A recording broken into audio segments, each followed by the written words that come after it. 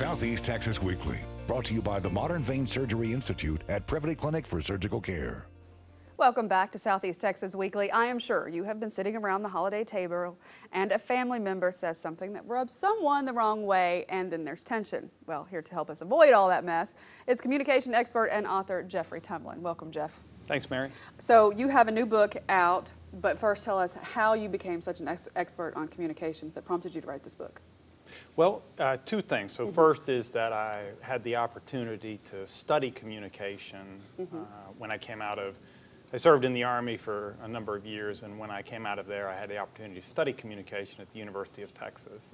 And so that gave me an academic study, and while I was doing that, a lot of things were happening with the ways we're communicating. All these phones started proliferating. Oh, yeah. And so I started seeing, as I was studying academically, how we communicate, that it was changing. Yes. And that's what was the impetus for this book, Yeah. is that the ways that we can communicate through all of our digital devices have actually changed the ways we do communicate to each other. Yeah, that is absolutely true. So in what ways have you noticed? Because I know what I've noticed, because from the time that I was an undergraduate to the time that I went to graduate school, so much had changed. And for an example, when everyone walked out of the very first class I had in graduate school, everyone walks out of class immediately and gets on their cell phone. Every single person in that class. Didn't used to be that way. Yeah.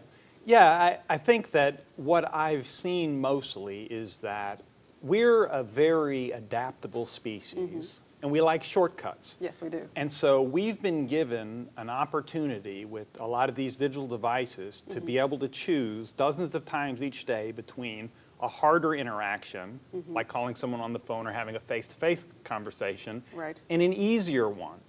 And when you give humans the choice between hard and easy, we're an optimizing species, so we'll pick easy. Right. So my concern about how these devices impact us is very simple. Yeah. Is that we're choosing dozens of times each day the easier interaction, the easier way to communicate, and in so doing, the harder skills, how to persuade somebody, how to convince somebody, how to resolve conflict, how to argue without raising my voice and using profanity. Those harder communication skills, I'm very worried that they're getting rusty for all of us. I think you're making a very good point there, because we spend so much time texting and emailing instead of the face-to-face conversation that people have or should have with one another. We send an email or a text instead of the communication, or even the voice communication that you're talking about on the phone. Yeah, and it's like you were saying about, college, when you came out of college and everybody's looking down at.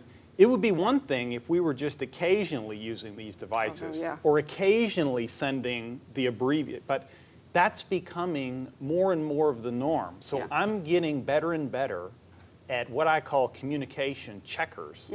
But meanwhile, my communication chess skills, they're quietly eroding. Okay.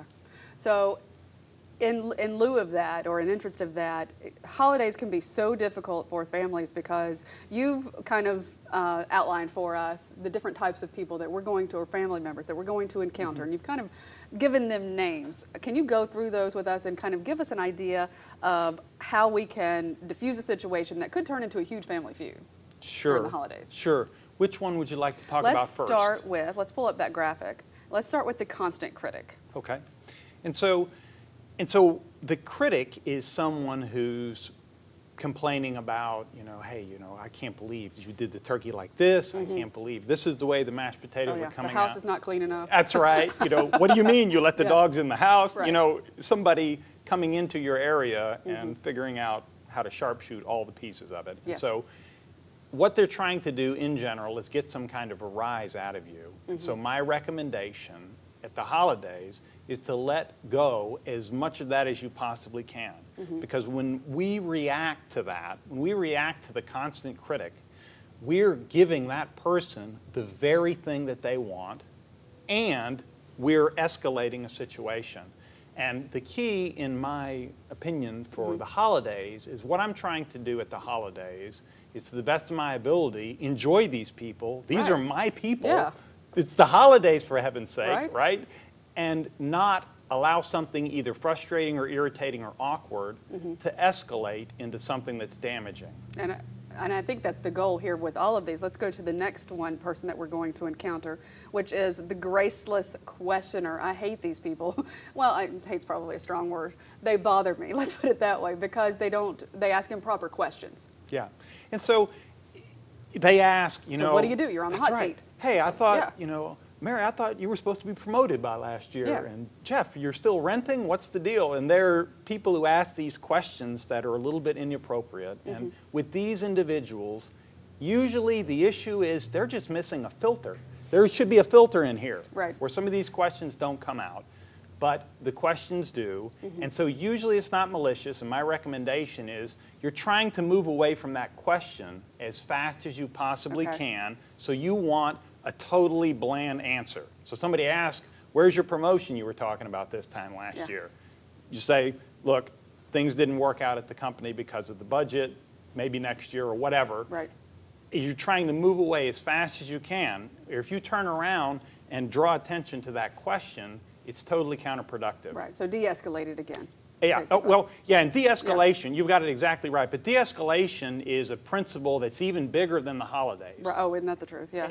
And the reason it is because there's a fundamental asymmetry in communication, which is I can only build relationships slowly, but I can dismantle them with lightning speed. Isn't that the truth? And because of that asymmetry, I always need to be on guard to protect what I've built. Right. And the holidays are a period of time when these are our people. My number of aunts and uncles, it's fixed and shrinking. You can't, right. Yeah, and so can't change that right now. I need to protect what I have Right. against this asymmetry. De-escalation always does that. All right, we have to take a break. I want to hold you back for another segment. We're going to take a break, and we'll be right back with Jeff. Okay. Welcome back to Southeast Texas Weekly. I'm joined by author Geoffrey Tumlin, who is an expert in communications with his new book, Stop Talking and Start Communicating. And we're right in the middle of a conversation about how to get along with the family during the holidays. We've talked so far about two of the people that you may encounter during the holidays, family members who may kind of rub you the wrong way. And if we have a graphic, we'll put the graphic up. We'll talk about the third type of person, who is the relentless arguer. I have an uncle who I believe falls into this category. Everything someone says, he has a counter argument for, when it usually ends up being someone's opinion. And nothing is wrong in that case, in my opinion. Yeah, everybody, Mary, has an Uncle Billy. Yes. And so I don't know what it is, but some people, they just love to argue. And actually, I don't know, the people who study this, there's a range called argumentativeness. And so some people just actually like it a lot more and it doesn't bother them. But the problem is there's another range of people and it really bothers them and it upsets them. Yes. So somebody who constantly wants to argue, first of all, it's the same stuff y'all argued about last Isn't that the truth? holidays. Politics, religion, all of those things. Football. Yeah, that's right. And so this year, since we've already tried the alternative, which is to try to carve up Uncle Billy like the Thanksgiving turkey or the Christmas time turkey, let's try something different this year instead. Right.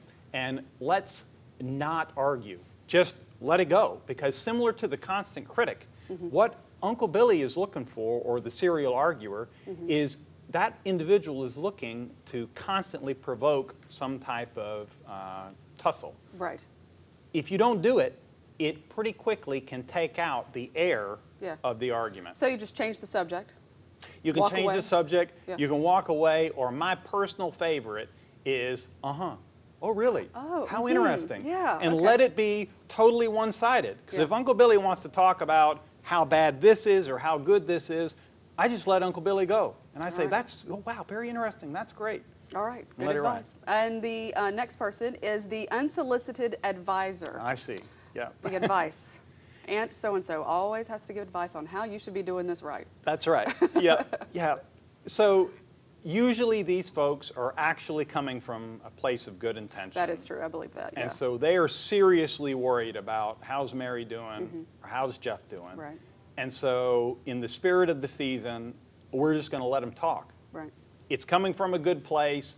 I know they're going to tell us stuff that's way out of date, but it's not going to kill us to listen and just let them go. So if they give you, say, advice about something, what if you have, I don't know how to ask this question, what if you have two people who are combined into one person, like two of these people who like say the unsolicited advisor and the person who asks the questions. That's kind of a double whammy where you really have to guard yourself against. And I have a particular family member in mind I'm talking about. Yeah, and so I would say two things. Yeah. No matter how difficult someone is, the first thing is our goal is to prevent an irritating moment from becoming a damaging one. So we're going to try to de-escalate everything. Right. And the second thing is we don't have to carry freight in conversations. So stop thinking that just because someone's talking, I have to be talking. That's not the case. Give yourself a hall pass for peace on earth and goodwill towards all men, even Uncle Billy, to not have to talk and let the other person talk. You know, people love to hear themselves talk. That is true. And so let them go and remove from yourself the notion that, oh, I have to respond. I have to be in this. Okay. And the last person I believe we have to talk about is the person who is the shameless discloser. TMI. Yep, way too nowadays much is what we would call that. TMI. Yeah. You know, I don't know why people do this. It could be they're trying either, to, they want to see our reaction. It could be attention-seeking behavior. I think it's probably that.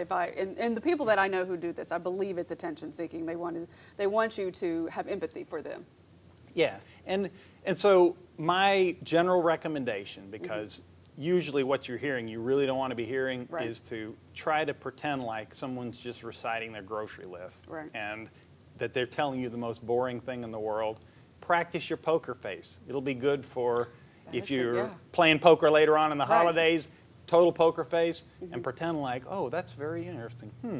Thank you so Nothing much. at all. Yeah. All right, Jeff, great advice. Again, the book is Stop Talking and Start Communicating by Geoffrey Tumlin. And you can get this. Where can people get this book? It's in bookstores, and it's also online in all the online retailers. Okay. And they can also go to tumlin.com or mouthpeaceconsulting.com. All right. So pick up the book and get lots of great information for the holidays. Again, Jeff, thank you so much. Coming up, we will talk to a registered dietitian to get help with maintaining our weight during the holidays. That's after the break.